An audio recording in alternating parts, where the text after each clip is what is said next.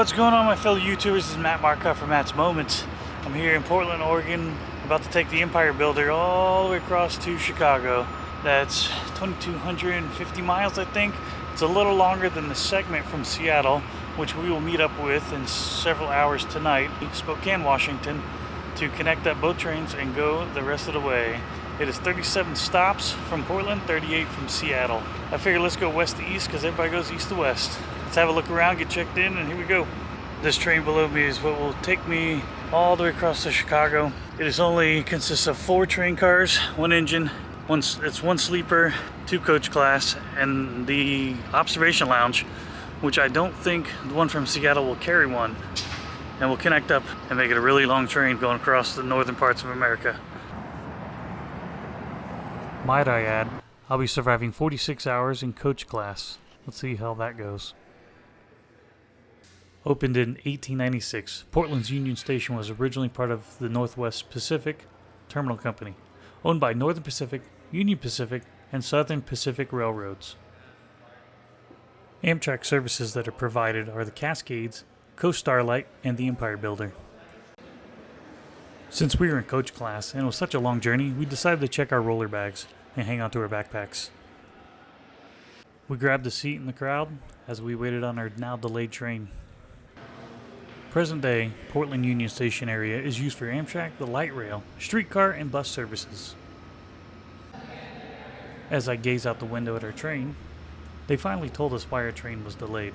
We were waiting for the northbound Coast Starlight to drop passengers off that was late.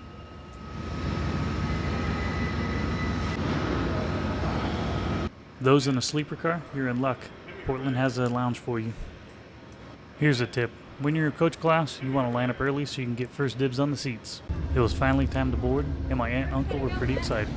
Where's that coach class? Some of you may be wondering, hey, the train moved. You would be correct. They did this repositioning for a more streamlined connection for the Coast Starlight passengers. Alright folks, let me know where you're going. Anybody with the lower level? Upstairs? Yep. Okay.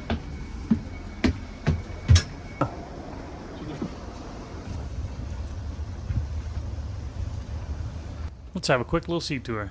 The leg space was amazing, and you would hope so with such a long journey. This footrest definitely came in handy.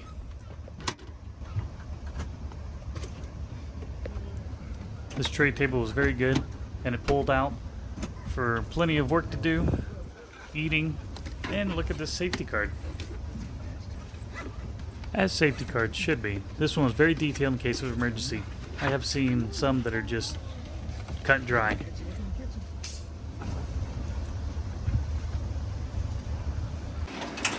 Woo. Economy class, here we come. We were finally underway, but with bad news coming. You see, with these drawbridges, they time the trains and the ships and tugboats to where the trains have priority. And since we were so delayed, we had to wait on this drawbridge so that this tugboat could pass. Now that we're on our way, let the true beauty begin. We follow the Columbia River Gorge. It is such a clear and gorgeous day out, you can see Mount Hood perfectly. Ladies and gentlemen, our next station stop coming up, Pungent white salmon.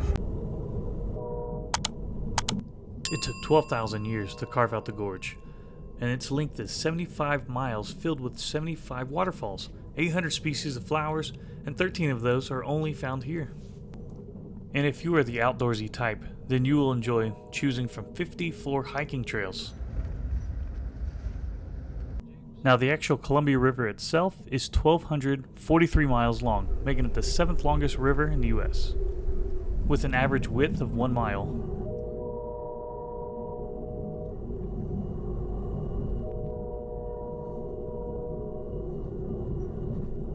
This is a working river where tens of thousands of people rely on it for their jobs. The river has carried more than 50 million tons of international trade in a given year. It is number 1 in U.S. for wheat exports and number 2 for corn and soy exports.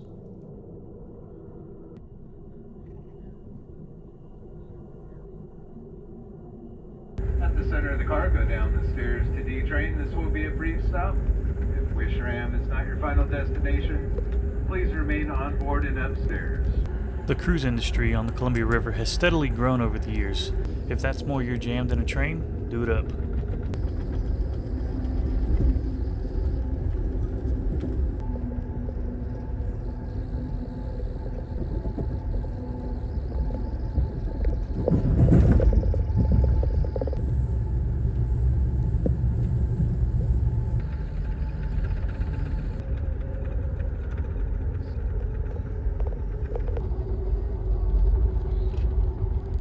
Did you know 40% of all hydropower in the US comes from the Columbia and Snake Rivers?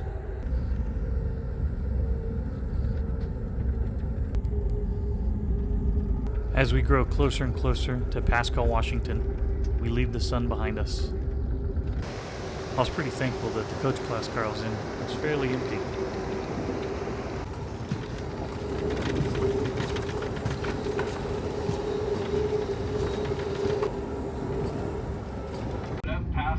Pasco, Washington. If you choose to step off the train, stay close to train side, listen for the all aboard, and promptly reboard so you don't get left behind.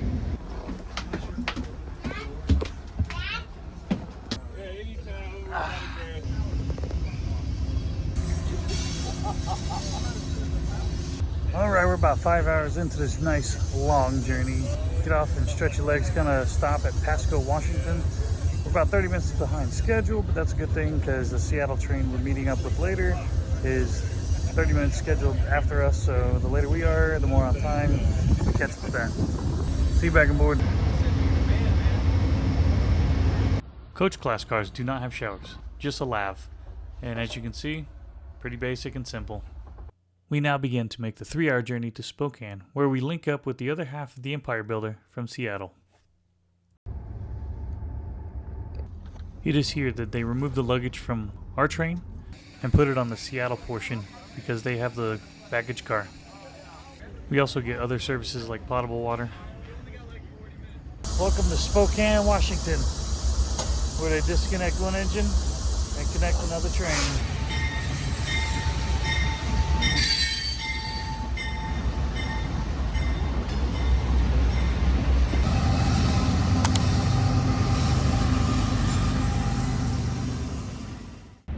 Now that they got the engine for the Portland train out of the way, they're backing in the Seattle piece of the train and we'll have one long train. My car will be the second to last now and behind the lounge car.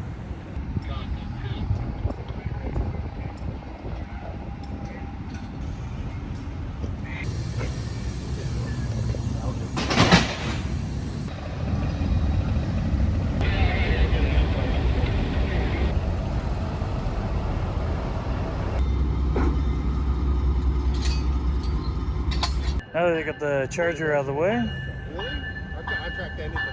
go back the other two engines up to all the train cars and we'll eventually get out of here.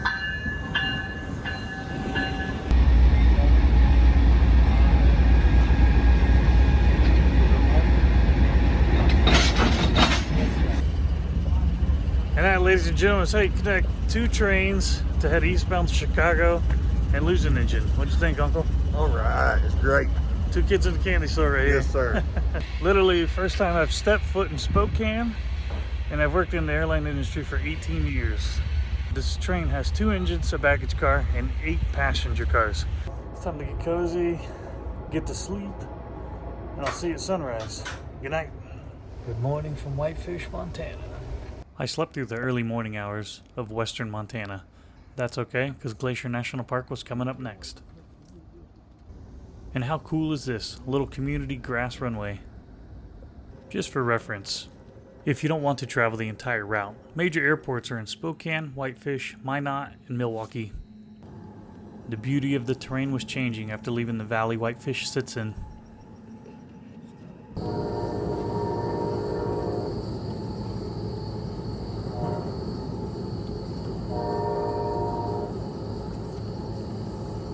It should be noted that eastbound trains arrive in this area in the morning, which guarantees daylight views.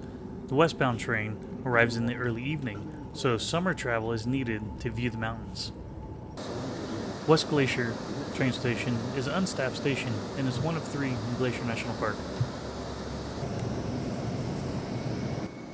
After leaving West Glacier, you follow the Middle Fork Flathead River for about half the time you're in the national park.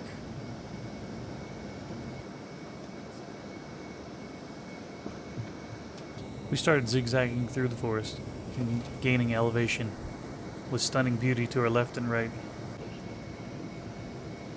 In case you missed it at the very beginning, this was filmed in June of 2022. As you can see, there's still plenty of snow up on those mountains, but there was plenty of snowmelt to cause a raging river. As we enter this huge train yard in Essex, Montana, this is quite a unique stop. This is home to the historic Isaac Walton Inn, which was originally built in 1939 to house railroad personnel. One day I'll come back and stay here, because not only could you stay in that building, you can stay in that engine or cabooses as well. After leaving Essex, you start to make your way up Maria's Pass. This pass can also be called Aeneas Pass by the Flathead Indians or the Big Gap by Blackfeet Indian Reservation. This pass is among the lowest railroad crossings of the Continental Divide in the United States at 5,213 feet. The name Maria's comes from the river, which was named by Captain Lewis of the Lewis and Clark expedition in honor of Miss Maria Wood, cousin of Captain Clark. To put it in perspective, Essex is 3,878 feet, so trains have to travel 1,400 feet in elevation in a short period of time. If anyone is wondering what this kind of tunnel is, it protects from avalanches.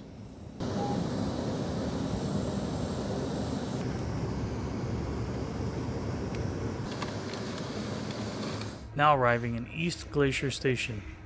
It sits next to the very popular Glacier Park Lodge. I'm unsure where this green caboose comes from or its history, but I thought it looked pretty cool. With the beauty of the mountains behind us, I think it was time to finally get some breakfast and coffee. Now is the part of the journey where you learn why Montana is nicknamed Big Sky, because it can be a bit boring. Just kidding. But for real though, Montana got that nickname from an advertising campaign in the 1930s.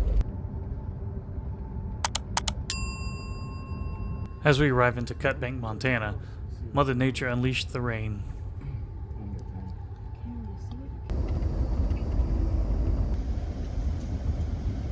Welcome to Shelby, Montana, where we get off to stretch our legs. Shelby actually sits in the center of the Golden Triangle, a rich farming region that produces the majority of the state's barley and wheat. If you look at this car, it has windows. Your typical coach class car. And then this Superliner is coach class and baggage compartment. Oh, man.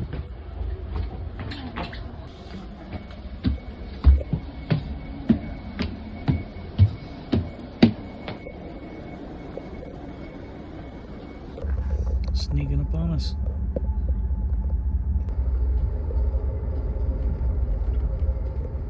As we pull into Havre, Montana, we are greeted by a beautiful old locomotive steam engine built in the 1930s and operated by the Great Northern Railway.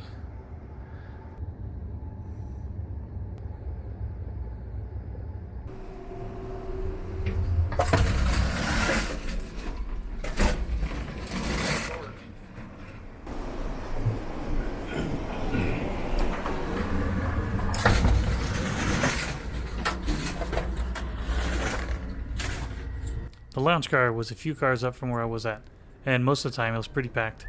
That is also where you find the cafe, underneath. There's some hidden tables down here you can sit and eat at, kind of peacefully. I went with my usual travel go-to, pizza. Nothing to write home about though. Not that I was expecting anything glamorous. There were a lot of single-track situations where we had to pull off on whatever side track to let trains pass us by, whether it be freight train or this westbound Empire Builder. To pass the time, my aunt, uncle, and myself found a table in the lounge car to play some Uno Flip. Hang on. Whoever's turn. It was blue. Let's talk about the money. How much this baby cost? It is estimated The Empire Builder tickets of 2022 cost from $150 and up for a coach seat, $650 and up for a roomette, $800 and up for a family bedroom, and $1,500 and up for a regular bedroom. This particular trip, like I said, is in June, and it was about $200 a piece. Your time frame you want to go is maybe winter or fall for the cheapest fares. Our next station stop is Stanley, North Dakota. Time to get changed. So, when you're in economy class, you have these dressing rooms available in the Superliner cars. I recommend using bottled water, but they do put potted water through the sinks. I don't do it. I use bottled water to brush my teeth, and you bring wipes, deodorant, because some of these train cars are smelling like pure funk. Try to be mindful, stay fresh, change your clothes, and you feel better too. Let's get back to our seat, pulling into Minot, North Dakota, and then it's quiet time, sleep time. Not much is going on with day 2. This is part of America that a lot of people say bore. Finishing off North Dakota, Minnesota in the dark is probably a good thing. So this is a station smoke stop, recrew, you name it.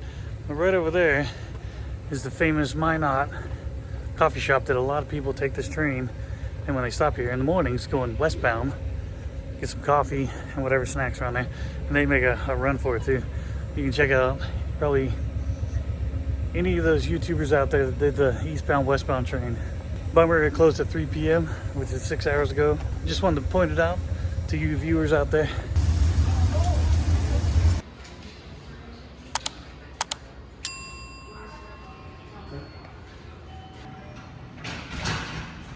You know, it's summertime when the sun is setting at almost 10 o'clock at night. That really threw me off. Back on board I go. I have a problem with when I'm bored, I eat. Anyone else out there? I went ahead and got some more food before they shut down the cafe car. Or the night. Good morning. Final day. By the time we get to Minneapolis, it's gonna be packed. We just left St. Cloud, Minnesota. Let's go get some coffee.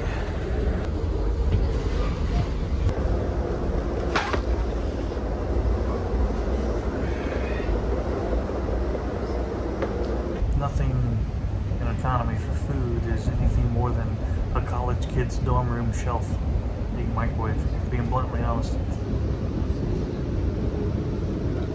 It was actually still pretty early, and the train car wasn't stirring much, so I got out my laptop and hard drives and did some more organizing and editing, which I need to do more of on trips. Soon enough we'd come into the Twin Cities area of Minneapolis-St. Paul. Good morning, sleeping car passengers. As we roll into St. Paul here, we are still open and serving breakfast in the dining car. We have been open and serving since 6 a.m. If you'd like to join us. Minnesota being the state with 10,000 lakes, definitely didn't anticipate all the water I saw from rivers and lakes. The Red Wing and Winona area were absolutely stunning. The Red Wing shoes, to celebrate their 100th anniversary, they made a size 638.5 D shoe. Good morning, sleeping car passengers. This announcement is coming from the dining car. It's got lunch today. One last meal on this Empire Builder truck. As we entered the Great Cheese State, we picked up more and more passengers, and the train got more and more full, especially when we got to Milwaukee. I then decided to not film much more and take a nap until we reached Chicago. If you made it through this amazing video that I thought would never be, please leave a like, comment what your favorite part was, or if you've taken this train, subscribe if you're not already, and see you in the next adventure. Welcome to Chicago, and this was the Empire Builder.